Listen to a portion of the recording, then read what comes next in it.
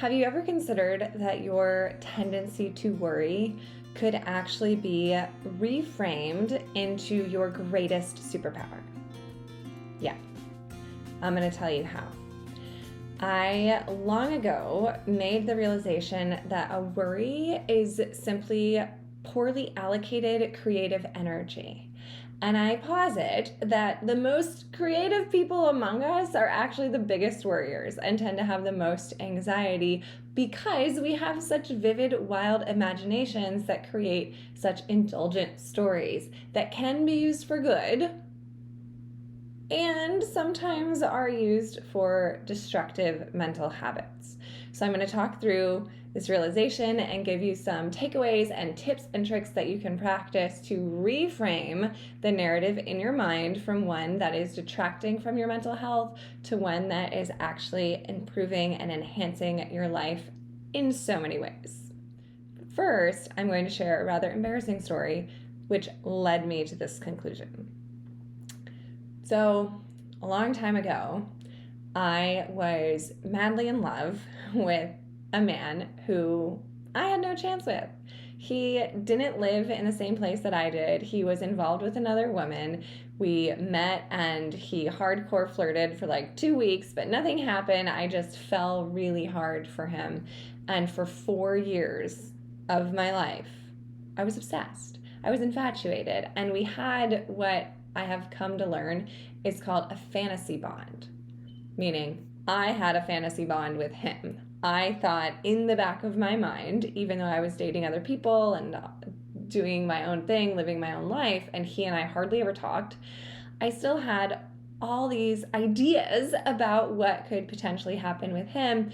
And I was really in love with the idea that I had constructed of this man more than I was with him because I didn't really know him that well. And this shaped such a large part of my 20s because for a long time, 4 years, he was in the back of my mind. And when push came to shove and I eventually tried to take action on the relationship and realized I had been living a lie all that time and really living in my mind, I was devastated. And it took a lot for me to get out of the depression that I experienced at that time. So it was a major catalyst for my growth, and it really pointed to something that has shifted the way that I process worries and the way that I process mental narratives and loops. Because what I realized was all those stories that I fabricated about us being together, with all of that, I could have written a romance novel to put Nicholas Sparks to shame.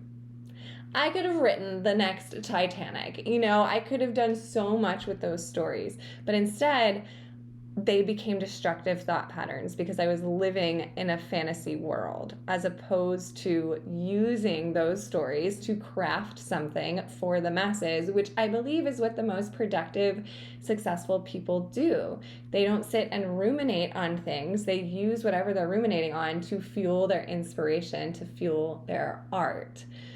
And that's fairly obvious, I think. I think we know that there are productive things we can do when we're in the pit of despair, but it's hard. It's hard to do that. It was so much easier for me to sit and think of these fantasy stories and then be really bummed when they didn't happen than it was to have the discipline to actually sit down and write a story, which so much easier said than done. In my head, I'm like, oh, I could have written novels, but it does take practice and consistency and diligence and craft and skill and talent and all of these things. I realized, though, and the reason I'm sharing this video is that we do that at a smaller degree all the time. Now, it wasn't surprising for me that this happened because when I was growing up, I had a very vivid imaginary friend. We did everything together. We had long conversations together. We fought. We had a full-fledged friendship. And it just points to my very vivid and overactive imagination. that I used in play, I used with my Barbie dolls, I used with my imaginary friend. And that's not a bad thing. It means I'm a highly creative person, but it was being poorly allocated as an adult in this fantasy relationship. And I believe that many of us do the same things to a smaller degree all the time in the form of worrying. A worry is a story that we tell ourselves about the past or about the future. And when we're indulging, engaging in that worry, I believe it's because we have an excess level of creative energy that needs an output. It needs an outlet. And so what we do is we turn that creative energy into a worry, which can be negative or destructive, or we have the option to channel that creative energy into something more constructive. Writing a story, writing a song, writing a poem, or if you're not a writer, I do believe it's simply a call to do something creative of any sort. Bake a cake, build something, make a spreadsheet. So sometimes people disqualify themselves and say, oh, but I'm not a quote unquote creative person. We are all inherently creative by virtue of being human. I believe creative person is somewhat redundant because all people are creative. Creating just means to make something. We make things all the time. If you feel like, oh, but I am more technical, coding, that's creative. Making a spreadsheet is creative. You are creating something, you are making something. Cooking is creative. The things that we do on a daily basis are creative, and worrying is especially creative because we're crafting narratives. So what I have concluded, and what, again, the reason I'm sharing this video is to say we have such control and power over what we do with that creative energy, and we can reallocate it into something that feels good and is ultimately better for us in the long run. So here's what I recommend. When you find yourself spiraling and you're in that negative thought loop, catch yourself and recognize, I have a lot of creative energy right now. Now, there are a lot of psychological practices to work with the story and to reframe the story and to rewrite the story and to process whatever's coming up, which is totally valid and healthy and productive and necessary sometimes. Other times, I don't think we need to give the story as much attention. We don't have to always feed it and reframe it. Sometimes it's best to let it go, which is really hard when we're in a negative thought loop. So the most effective way I've found to really let it go is to stop and say, okay, I am creating a lot right now. Let me reallocate that energy into something more fun, more productive, more constructive, more meaningful. And so that might be you stop and you sing a song, or you dance, or you cook something, or you build something, or you write something, or you call a friend. What I don't recommend is what a lot of people turn to by default, myself included, which is when we're stuck in the negative thought loop, we try to numb it by consuming. So we may scroll through our phones, we may read, we may watch TV, we may, my biggest one, eat something or drink or smoke or do whatever it is that we feel will take our mind off the thing. But we want to be careful of consuming at those really creative moments because that often will suppress the creative energy and it will suppress the emotion that's underlying it as well. So yes, I think reading and eating are necessary and scrolling through our phone is fine. We want to watch videos and consume content. But when we're feeling this excess energy, I do think it's a better outlet to use that to fuel something creative. So rather than watching a video, make a video. Rather than reading, write something. Rather than soaking in something, eating something, cook something. And of course, there's always a time and place for all of it, but I would say try to take advantage of those moments when your mind is going crazy to say, okay, how can I process this energy so it doesn't get suppressed and stuck in my body later? Remember too that our human brains are wired to solve problems. And I believe a lot of our negative thought processes start happening when we're mentally understimulated.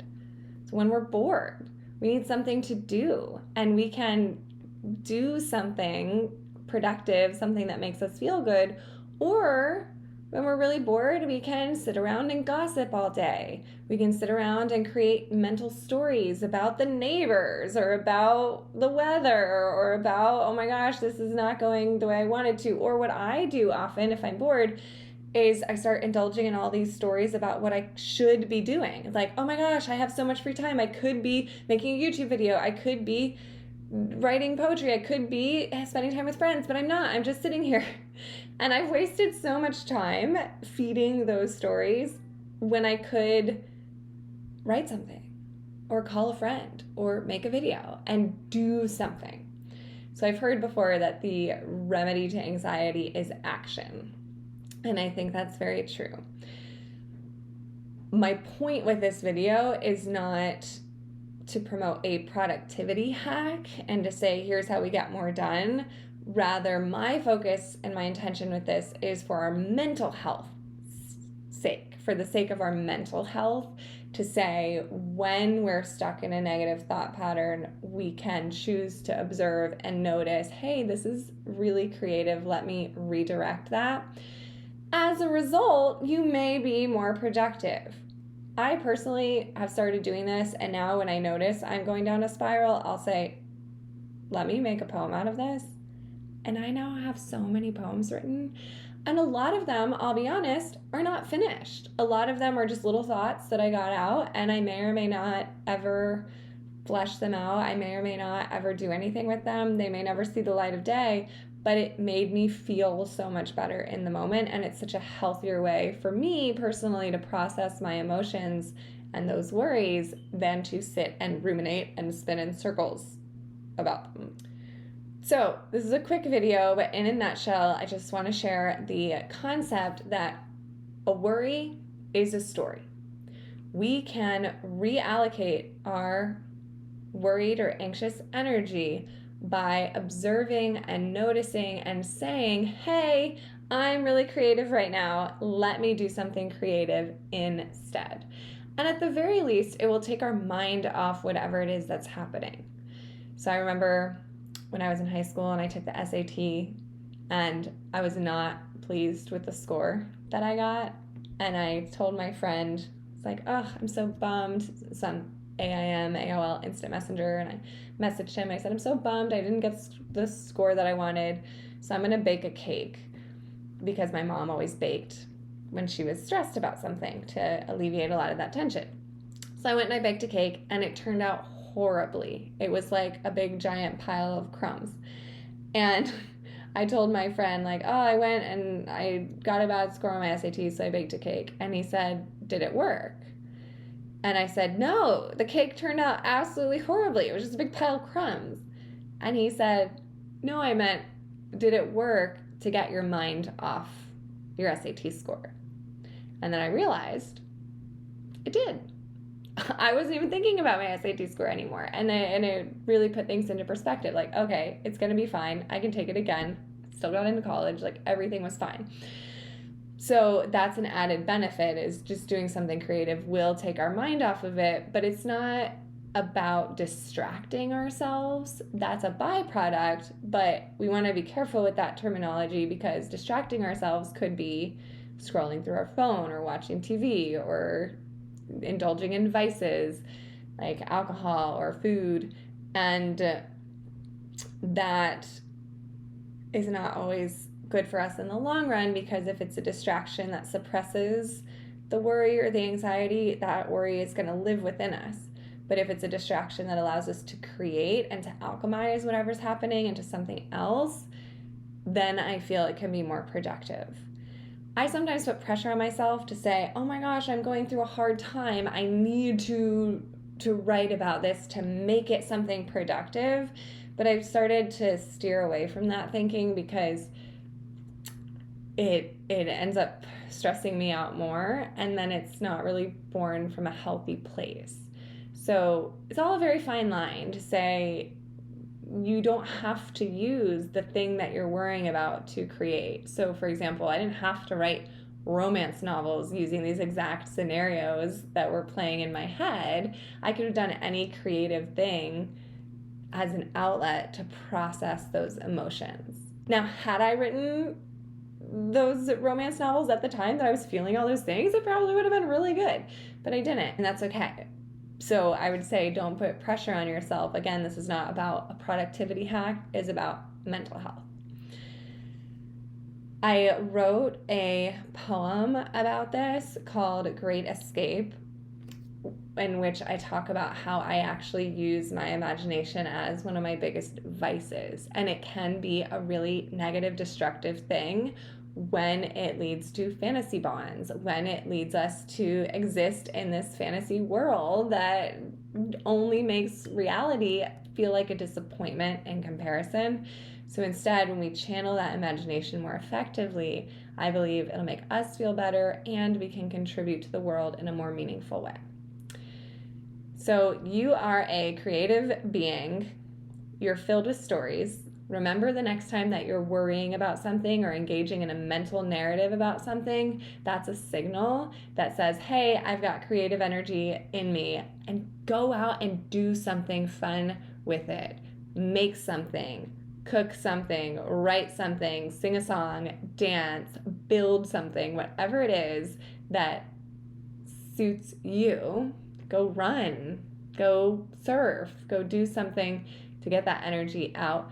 But remember that a worry is a sign that you're very imaginative. And so you are a creative being, and we get to choose how we use our imagination.